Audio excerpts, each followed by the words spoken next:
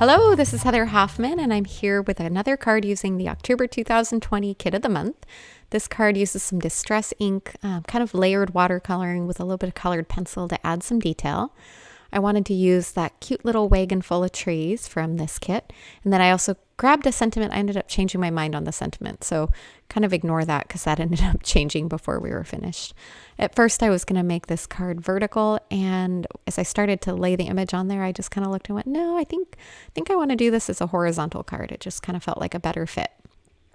So I'm going to start by, I'm using my stamping platform for perfect alignment here. So this is my mini Misty, and I'm starting off with some distress ink in Mowed Lawn. The small cubes work best for this. You could also use a water-based, like a watercolor marker or anything else like that. Any watercolor friendly ink basically will work for this. And I started off by just kind of only inking up the top part there with the trees in that Mowed Lawn, and then I inked up the wagon with Vintage Photo, which is a great brown. And you notice there's a little overlap in the middle, but I'm not too worried about that. And then I'm just kind of wetting the image to let all those lines blur, and then adding a little extra water around the outer edges for some of that ink to flow out to kind of give me a little bit of a halo effect. All right, then I'm going in and kind of filling in the wagon, kind of a similar idea as how I did the trees, but a little more outlined except for like where the handle of the wagon was. I was kind of loosely pulled that one out a little bit, but everything else I kept pretty close. Then I wanted to add a quick ground under this image, so I grabbed pumice stone distress ink, and that I just smooshed onto an ink, just a clear stamp block, and then used a wet brush to pick up some of that ink and just kind of add a soft ground underneath. All right, so now you're left with a really soft image. Generally, I would have just set this aside to dry. For the purpose of the video, I used my heat gun on my low heat setting just to speed up the drying process so I could move on with the next step and not have to wait for that to fully dry before I stamped over the top to get a little more detail back on that image. All right, this dried pretty quickly, so it was nice and easy. I'm gonna go ahead and carefully place that in the exact same position back in my Misty, and I've left my stamp attached to the lid, but I'm going to clean that off there real quick just so I don't have any smudging of different inks. This time I'm going to be a little more careful just to kind of get the tree image along the top. I'm still kind of hitting those little branches that go down, but a little more focused on that top area. And I stamped that twice to make sure I got it on there nice and crisp and clean, right over the top of our watercolored effect ones. And then this is where I'm being a little more careful with the brown, just kind of for the wagon, getting all along there, but trying not to hit those branches and have as much of an overlap this time around. All right, now I'm going to add a little more shading to that ground underneath. Now that that's dried a little bit too, just kind of a soft a little more of a shadow effect on the ground. So you can kind of see the look there that's going to give.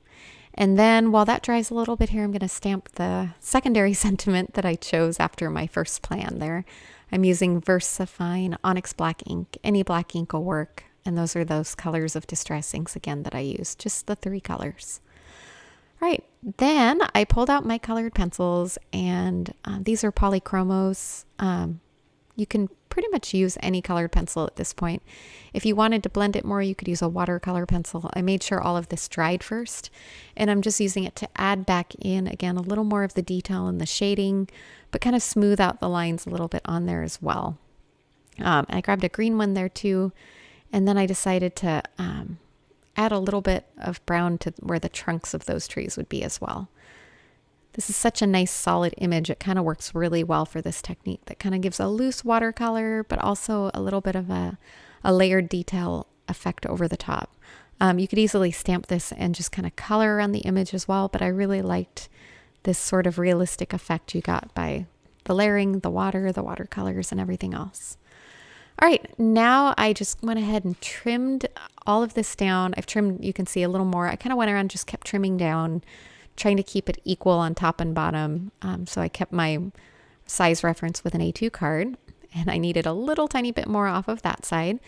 And then I've got some craft, just Nina Desert Storm craft cardstock that I'm going to matte that image with before I put it on a white card base. It just needed something to kind of help it pop from the background.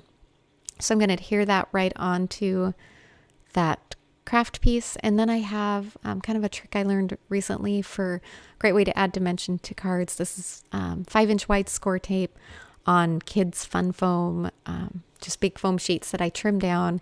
So you can see that one was a little bigger than I needed, so I carefully just trimmed a little bit off. And that gives me a really great solid panel there to foam mount that background on. All right, now I'm going to do just a quick twist around bow there. It's a little hard to see there, but basically I just looped it around my fingers to make about 3 or 4 times to make a loop. And then I grabbed some twine to wrap around and just simply tie around to pinch that center part together. And I did it once, and I'm going to tie it into a knot again. Then I'm going to leave those loose ends and trim them off together with the loose ends that were already coming out. And I tend to just slowly snip off little bits at a time and keep taking a little more because I don't want to take off too much and then not be happy with how much I've trimmed off and have it be too late. So I just kind of fiddled with those ends, trimmed them off until I was happy with the length and kind of how it fit on there. And I'm going to attach that right at the base of those trees and the top of the wagon, just as a fun little dimensional embellishment. And that finishes this card off. Nice and simple. Thanks so much for coming by today. I hope you enjoyed and have a wonderful day.